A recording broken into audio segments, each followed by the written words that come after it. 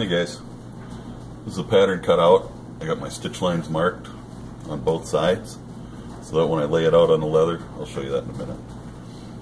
I do need to have a belt loop here somewhere. So the way I did that is I incorporated that into my stiffener. So the stiffener lays on here this way, and it puts, I'll outline it really quick so you can kind of see.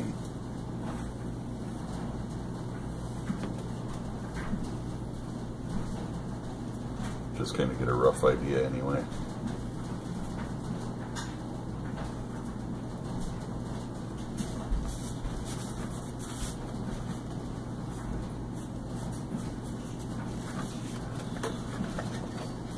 So my stiffener kind of goes like this, and this is the other belt loop. So the belt will slide. This is actually going to be kind of like a tunnel for your belt. So I'm going to get this, I've laid it out.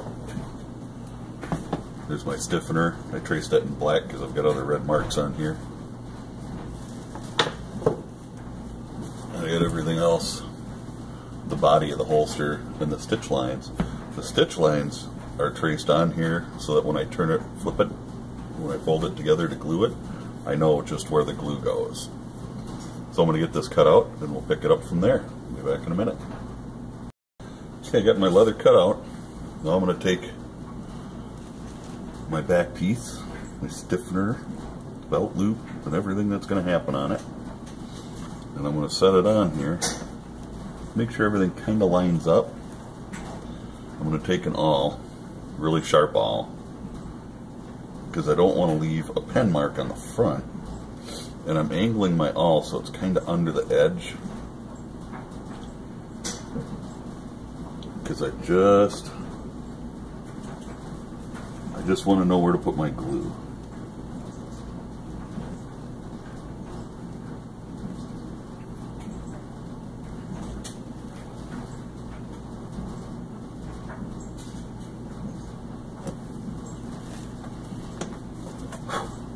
So it's probably pretty hard to see that it left a mark on there,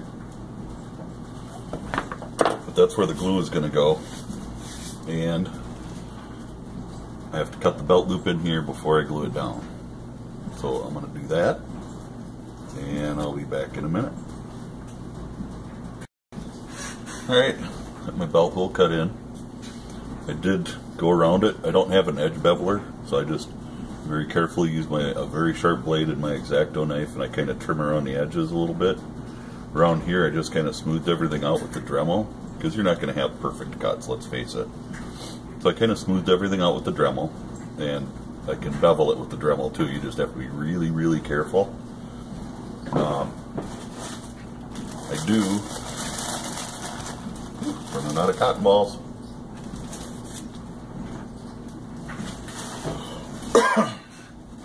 Excuse me, should have had that out. I had a little bit of a cold, so I need to burnish the edges around here where it's going to be glued down to the leather, so that they kind of look decent.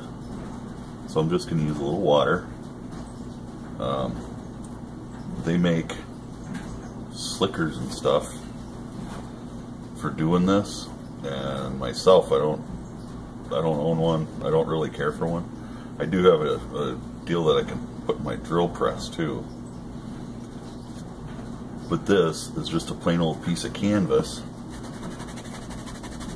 and once you got it wet, you just rub it, and the friction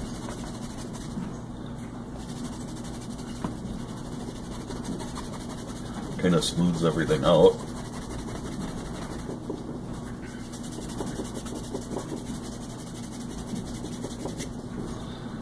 Because of course the friction creates heat, and the heat kind of dries out the water.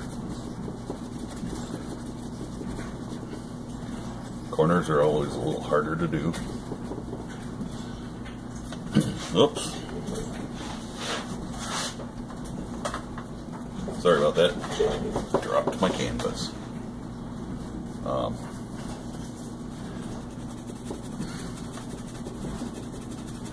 So that's really all you're doing. And it really well you can see this, I don't know, because the lighting sucks. Let me tip this up a little bit. There we go, the lighting's a little better. You can see how kind of furry that is. And then when you look at this, it actually kind of shines a little bit because it's all, you can feel it, it's just nice and smooth where this is rough. So really, it's just a little water. And you just rub it. And you can use, they got plastic ones and wooden ones and everything that you can use to do this.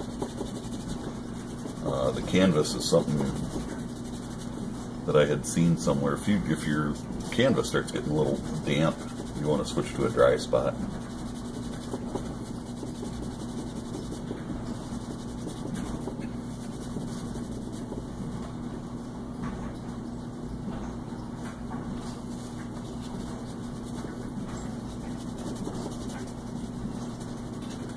And when you go to dye this, I did find that diluting my dye, because this EcoFlow all-in-one dye is kind of thick, so I diluted it with water, and it seemed to work a lot better that way.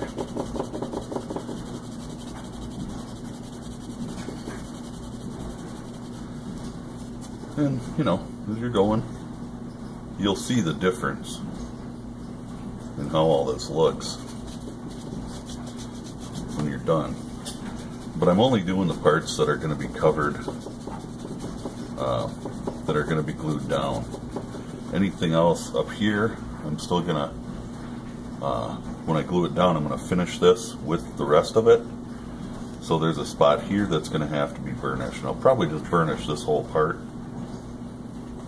And then when I go to finish it, it'll get scuffed up again and I'll burnish it again.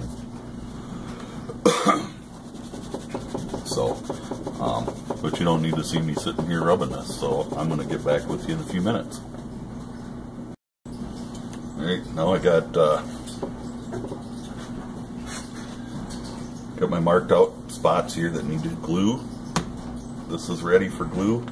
I did forget one thing. I don't want to put any glue where the belt hole is. So, I want a quick scriber on that. Just like that. There's also a space here that's not going to get glue either. I better mark that too.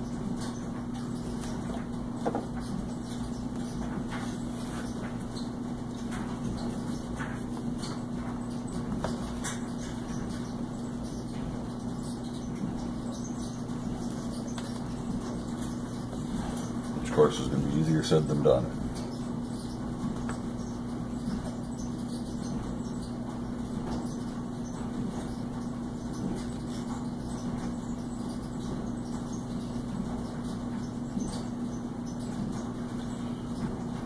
There.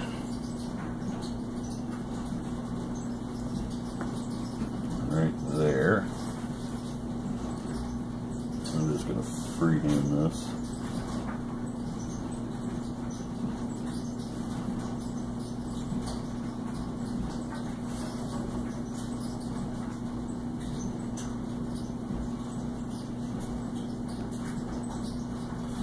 Now the reason you don't want glue here is because that's where our tunnel is going to be.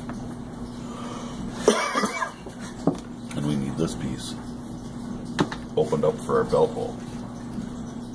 So this is just ordinary contact cement, in case you're wondering. So you put it on both pieces.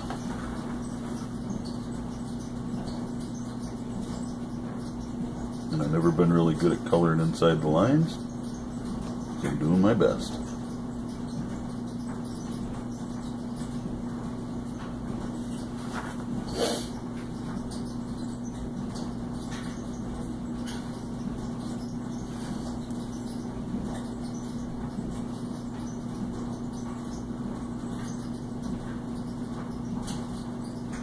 I've found that if I put my brush by the line and pull away from the line, it's a little neater that way.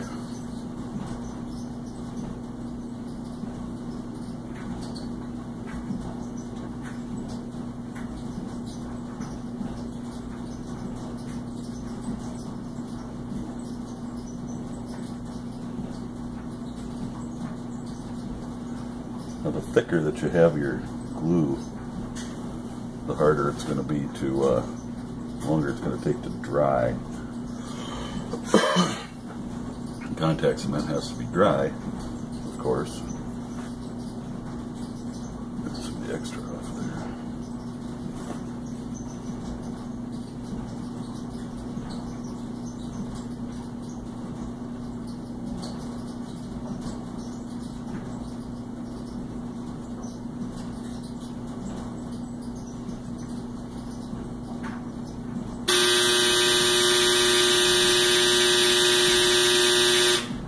That pesky dryer. Sorry, it's laundry day.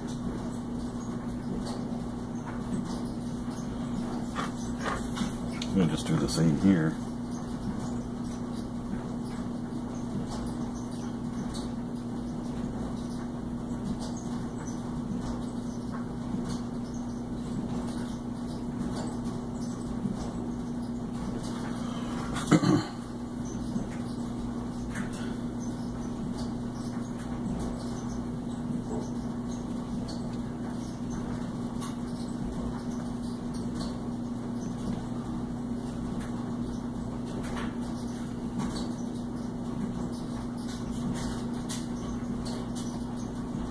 Here, just it's covering this whole part, so you don't need to watch me applying contact cement. You kind of get the idea, I hope. So I'll be back after I got both pieces cemented up, and then we'll put them together. Alrighty, got that much done. It's tacky now. It's not quite dry, but it's tacky. The only reason I do it when it's not quite dry is because you're not always perfect with your placement. And it still gives me a little workability there.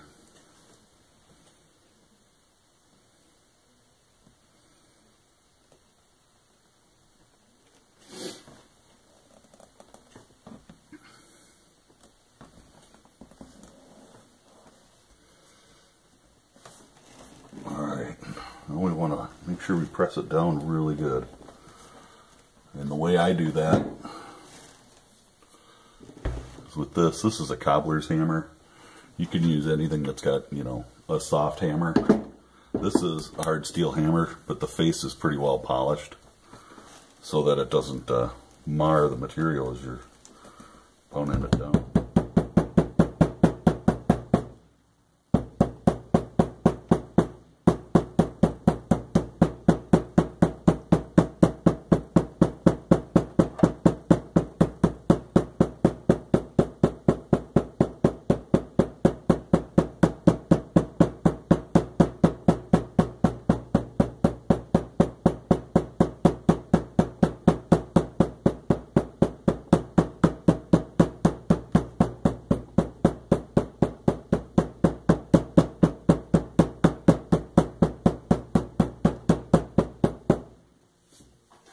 We should be down. You know, after that sets up, the directions on the bottle say 24 hours. I will leave it sit for a while, at least a couple of hours to set up a bit. And then I'll go around with the hammer one more time and just kind of tap it all back down a little bit. And then I'll take the Dremel and I'll clean up these edges and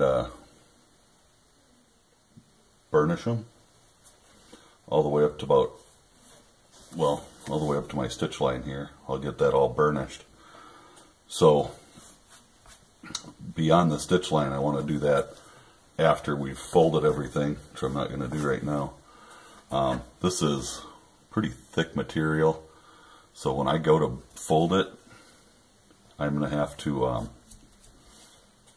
to really get it wet so that it makes that fold okay. This will all be stitched before that. You know, that's all going to be done. It's kind of got to be. There's a lot of different ways to make the holes that you're going to use. In this case, as thick as this leather is, I'm going to use a drill, actually a drill press, so that my holes are all straight. I'll mark them.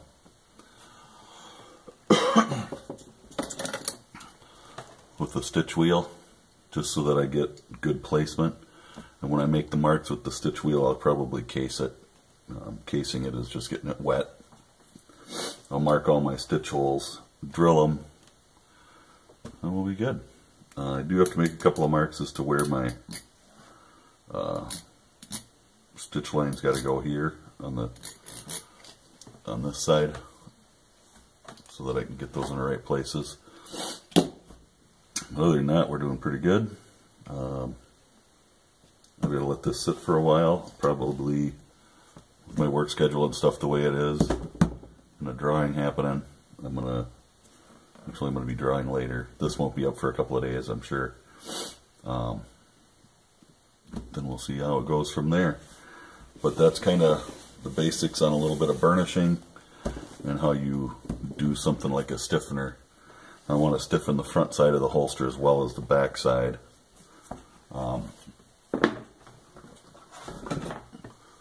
started this one, which I just need to form right now. But the thumb brake was a second thought. And with the gun in it,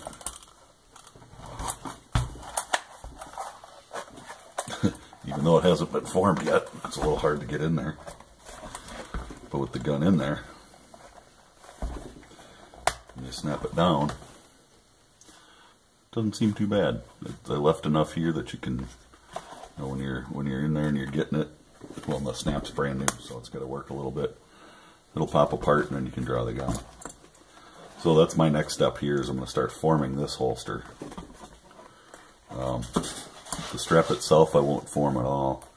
The rest of the body of the holster is what I'm going to have to form, so it kind of fits a little better. Keeps everything in position.